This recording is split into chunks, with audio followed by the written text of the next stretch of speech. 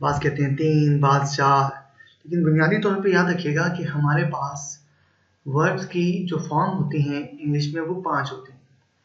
First form आप जानते हैं जिसे हम प्रेजेंट फॉर्म भी कहते हैं। दूसरी फॉर्म हमारे पास सेकंड फॉर्म जिसे हम पास्ट फॉर्म का नाम भी देते हैं। और तीसरी हमारे पास है पास्ट पार्टिसिपल, थर्ड फॉर्म। और चौथी फॉर्म हमारे पास प्रेजेंट पार्टिसिपल कहलाती है। और ये फॉर्म हम इसकी फॉर्मेशन खुद करते हैं कि हम वर्ब की फर्स्ट फॉर्म के आखिर में आईएनजी का इजाफा करते हैं। और इस तरह से जो फॉर्म हमारे पास हम बनती है, जो हम तश्कील देते हैं, वो हमारे पास फोर्थ फॉर्म कहलाती है जिसे हम प्रेजेंट पार्टिसिपल भी कहते हैं। लेकिन जैसे कि मैंने अभी आपको बताया कि बुनियादी तौर पर इंग्लिश में 5 फॉर्म्स होती हैं। तो पांचवी फॉर्म भी मैं आपको बता दूं कि पांचवी फॉर्म जो हमारे पास कहलाती है वो हमारे पास, याद रखिएगा कि फिफ्थ फॉर्म हमारे पास, इसे हम कहते हैं एस फॉर्म। थोड़ी सी राइटिंग को कंट्रोल करना ज़रा मुश्किल हो रहा है, इसमें माउस से लिख रहा हूँ। तो ये कहलाती है हमारे पास एस फॉर्म। ये जनाब एस है आपके पास, ये नीचे एस जैसा नजर आ रहा है। अच्छा, अब ये हमारे पास फिफ्थ फॉर्म कहलाती है। लेकिन इस फॉर्म का इस्तेमाल क्योंकि सिर्फ और सिर्फ हमारे पास प्रेजेंट इंडेफिनिट में होता है, जब हमारे पास सब्जेक्ट ही शीट होता है, सेंटेंस हमारा अफर्मेटिव होता है। तो ये बुनियादी तौर पर ये फिफ्थ फॉर्म हमारे पास कहलाती है इंग्लिश ग्रामर के लिहाज से। लेकिन अभी हम जो बात कर रहे हैं वो हम बात कर रहे हैं कि हमारे पास जो वर्ब की फोर्थ फॉर्म होती है इसकी हम फॉर्मेशन कैसे करते हैं, वो कौन कौन से रूल्स हैं जिन्हें हमें फॉलो करना चाहिए जब हम किसी भी वर्ब की फर्स्ट फॉर्म को आईएनजी फॉर्म में तब्दील कर रहे हैं जिसे हम प्रेजेंट पार्टिसिपल कहते हैं। क्योंकि यहाँ पर कई स्पेलिंग चेंजेस होती हैं और बाद औक़ात अगर ये स्पेलिंग चेंजेस ना हो तो उसकी वजह से हमारे पास वर्ब की फॉर्म जो होती हैं वो गलत हो जाती हैं और हम स्पेलिंग में मिस्टेक कर बैठते हैं। तो अभी हम बात ये करते हैं कि हमारे पास जो मुख्तलिफ फॉर्म्स हैं, यानी first second third fourth form, उनमें से फोर्थ फॉर्म जो है प्रेजेंट पार्टिसिपल, उसको हम किस तरीके से उसमें हम आईएनजी का इजाफा करते हैं। तो इस हवाले से हमने 5 रूल्स याद रखते हैं जिन्हें हमने गोल्डन रूल्स का नाम दिया है। तो देखिए, सबसे पहले हम चलते हैं हमारे पास रूल नंबर 1 जो है verbs ending in a single e. पहली बात ये याद रखिएगा कि जब हम यहाँ पर वर्ब्स कह रहे हैं तो इस वर्ब्स का मकसद अंडरस्टूड है कि हम फर्स्ट फॉर्म ऑफ वर्ब्स की बात करें, क्योंकि हम आईएनजी का इजाफा सिर्फ फर्स्ट फॉर्म ही में कर सकते हैं। तो इस हवाले से याद रखिएगा कि पहला रूल ये है कि verbs ending in a single e, कि अगर कोई भी वर्ब ऐसा है जो कि सिंगल ई पर, जिसका लास्ट लेटर सिंगल ई है, मिसाल के तौर पर देखिए राइट, इसके आखिर में आपको सिंगल ई नजर आ रहा है। कम देखिए, इसके आखिर में आपको सिंगल ई नजर आ रहा है। साइकिल देखिए, इसमें आपको सिंगल ई नजर आ रहा है। तो अगर कोई भी वर्ब की फर्स्ट फॉर्म है जिसके आखिर में सिंगल ई आ रहा है तो याद रखिएगा कि आईएनजी का इजाफा करते वक्त हम इस ई को ड्रॉप कर देते हैं। देखिए, राइट की फोर्थ फॉर्म जो राइटिंग हमने बनाई है, यहाँ पर ई मौजूद नहीं है। इस तरह देखिए, कम की जो हमने फोर्थ फॉर्म बनाई है प्रेजेंट पार्टिसिपल कमिंग, इसमें ई मौजूद नहीं है। साइकिल के साथ देखिए, हमने जब आईएनजी का इजाफा किया तो हमने ई को ड्रॉप कर दिया। लेकिन इस रूल के साथ साथ हमें 2 मजीद बातें और याद रखनी चाहिए। पहली ये देखिए, यहाँ पर हमने बट करके लिखा है कि अगर किसी वर्ब के फर्स्ट फॉर्म के आखिर में एक साथ डबल ईज आ जाते हैं, यानी pair of E's, double E's आते हैं, तो ऐसी सूरत में हम इस रूल को अप्लाई नहीं करेंगे। देखिए, हमने इस रूल के साथ यहाँ पर क्रॉस डाल दिया है कि ये रूल अप्लाई नहीं होगा अगर वर्ब की फर्स्ट फॉर्म के साथ नंबर ऑफ ईज जो है वो 1 नहीं बल्कि 2 है।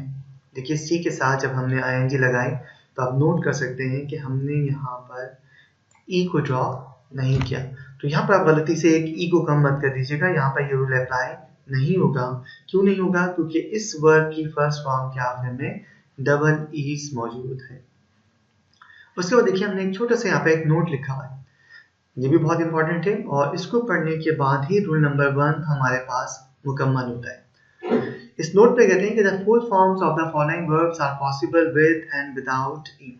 याद रखिएगा कि हमारे पास कुछ वर्ब्स ऐसे हैं, ये बहुत सिलेक्टेड वर्ब्स हैं, तकरीबन हमने यहाँ पर तमाम वर्ब्स लिखे हुए हैं।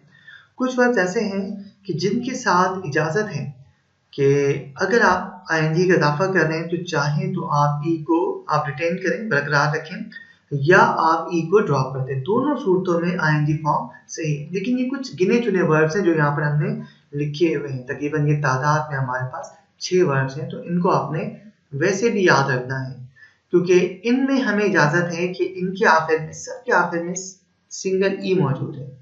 ये देखिए सिंगल ई मौजूद है।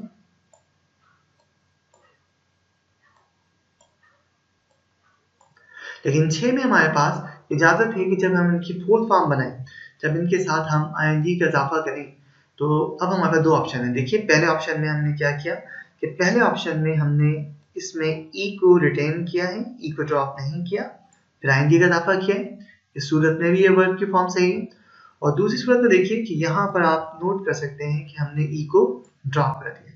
तो ये दोनों फॉर्म्स हमारे पास सही हैं, लेकिन याद रहे कि ये दोनों पॉसिबिलिटीज हमारे पास सिर्फ और सिर्फ इन 6 वर्ब्स के साथ ही इस्तेमाल हो सकती है, क्योंकि इसके अलावा जितने भी वर्ब्स आएंगे जिनके आखिर में सिंगल ई आता है, वहां पर हम लाजमन ई को ड्रॉप करके आईएनजी का इजाफा करेंगे।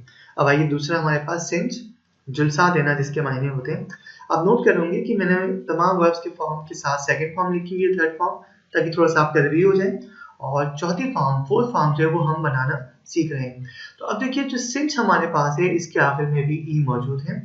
2 ऑप्शन हमारे पास मौजूद है। पहले ऑप्शन में देखिए हमने यहाँ पर ई को रिटेन करके आईएनजी का इजाफा किया है, और दूसरे में हमने ई को ड्रॉप करके आईएनजी का इजाफा किया है। दोनों सूरतों में सही है। उसके बाद आइए क्रिंच, बदहवास होना, बहुत ज्यादा परेशान हो जाना। देखिए इसके फोर्थ फॉर्म में प्रेजेंट पार्टिसिपल के अंदर ई को रिटेन किया और यहाँ पर हमने ई को ड्रॉप करके आईएनजी का इजाफा किया है। दोनों सूरतें सही हैं। उसके बाद आइए हिंज, कब्जे से जोड़ना।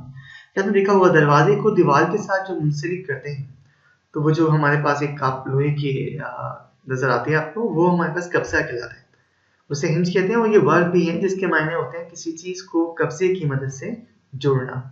अब देखिए ये भी हमारे पास उन्हीं एक्सेप्शनल वर्ब्स के अंदर से है जहाँ पर दोनों ही पॉसिबिलिटीज, यानी ई को रिटेन रखना और ई को ड्रॉप करना, दोनों पॉसिबिलिटीज जो हैं वो हमारे पास मौजूद हैं। हिंज के साथ आप नोट कर सकते हैं। यहाँ पर देखिए ई को हमने रिटेन किया और यहाँ पर हमने ई को ड्रॉप किया। दूसरी चीज देखिए हमारे पास डाई, रंगना, जैसे बालों को कलर किया जाता है, डाई किया जाता है, आखिर में ई मौजूद है। देखिए पहले हमारे पास जो ऑप्शन है उसके मुताबिक हमने ई को रिटेन किया और दूसरे में हमने ई को ड्रॉप किया, दोनों तरह से सही है। उसके बाद आइए टिंज। टिंज के मायने भी रंगना होता है, लेकिन हल्का सा, यानी टू कलर समथिंग लाइटली, हल्का रंग देना, हल्का रंगना।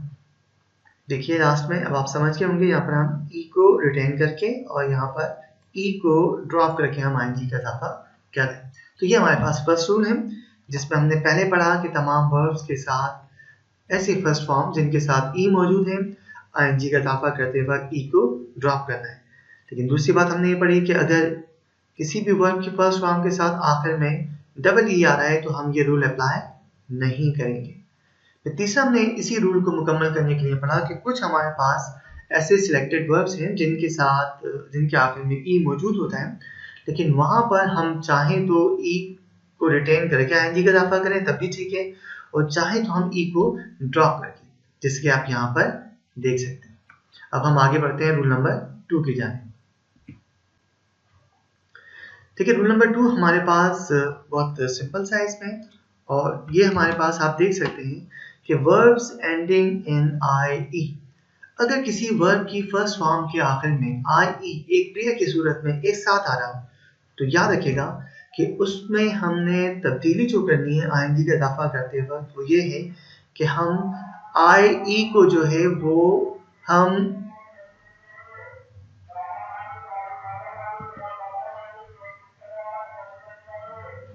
आई ई को जो है वो हम आई को रिप्लेस करेंगे किसके साथ, बाई के साथ, फिर हम किसका इजाफा करेंगे, आईएनजी का इजाफा करेंगे। तो अब आप यहाँ पर देख सकते हैं कि हम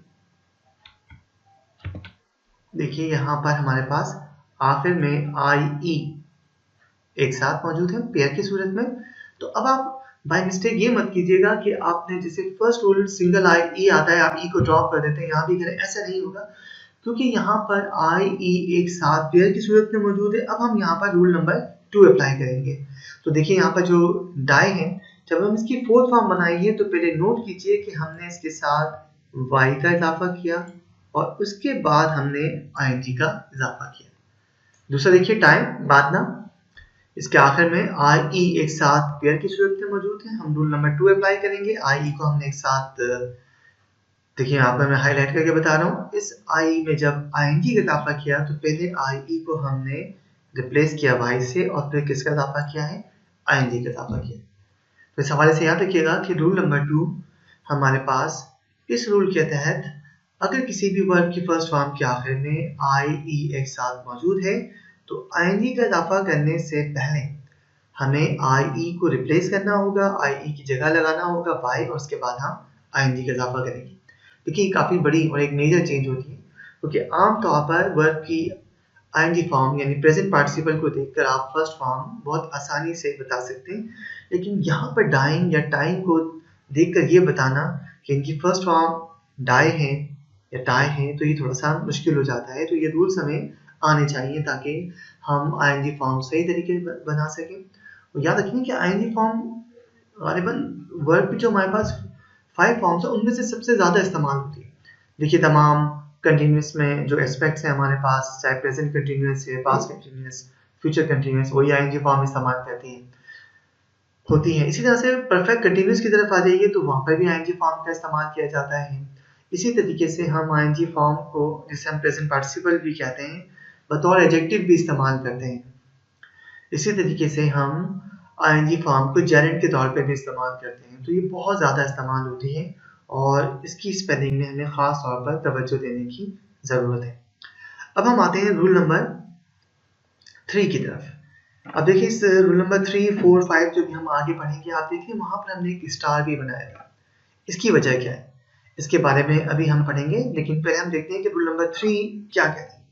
तो verbs ending in a single L के रूल नंबर 3 के मुताबिक ऐसे तमाम वर्ब की फर्स्ट फॉर्म जिनके आखिर में सिंगल एल आ रहा हो, सिंगल एल आ रहा हो, preceded by a single vowel letter, लेकिन उस सिंगल एल से पहले कोई सिंगल वॉवेल लेटर हो, मसलन ए, ई, आई, ओ, यू, इनमें से कोई भी एक लेटर हो, तो हमने क्या करना है, गौर कीजिए। यहाँ पर हमारे पास जैसे पहली मिसाल है हमारे पास ट्रेवल। देखिए ट्रेवल के आखिर में आप नोट कर सकते हैं कि सिंगल एल मौजूद है, ठीक है, और उससे पहले सिंगल ई यानी एक अदद हमारे पास वॉवेल भी मौजूद है।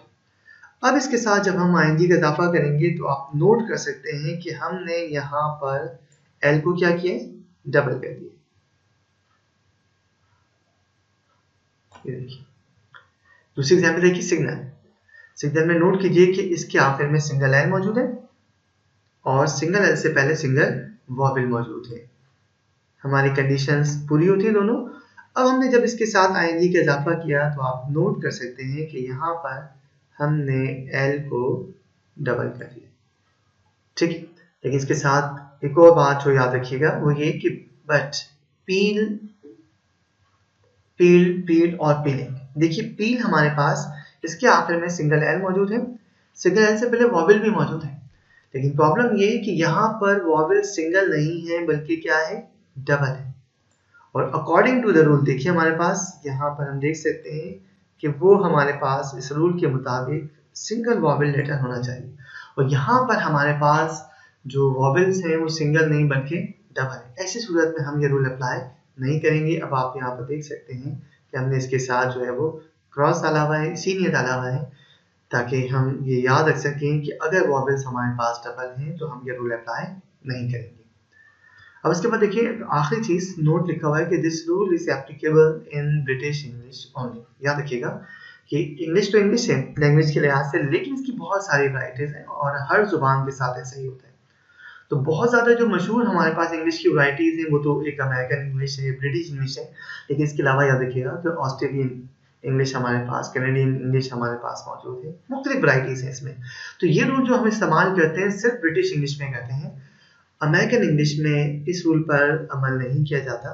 तो अगर आप कंप्यूटर इस्तेमाल कर रहे हैं और अगर आपने लैंग्वेज बाय डिफ़ॉल्ट अगर आपकी अमेरिकन यूएस अगर सेट है, तो आप देखिएगा कि जब आप पीलिंग लिखेंगे या ट्रैवलिंग लिखेंगे और एल को डबल करेंगे तो वो एरर दे देता है।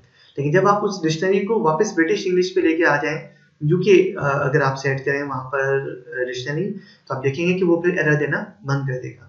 तो आप कोई भी रूल अप्लाई कर सकते हैं इस हवाले से, लेकिन याद रखिएगा कि हमें किसी एक ही पैटर्न को फॉलो करना चाहिए, चाहे वो ब्रिटिश इंग्लिश हो, चाहे वो अमेरिकन इंग्लिश हो।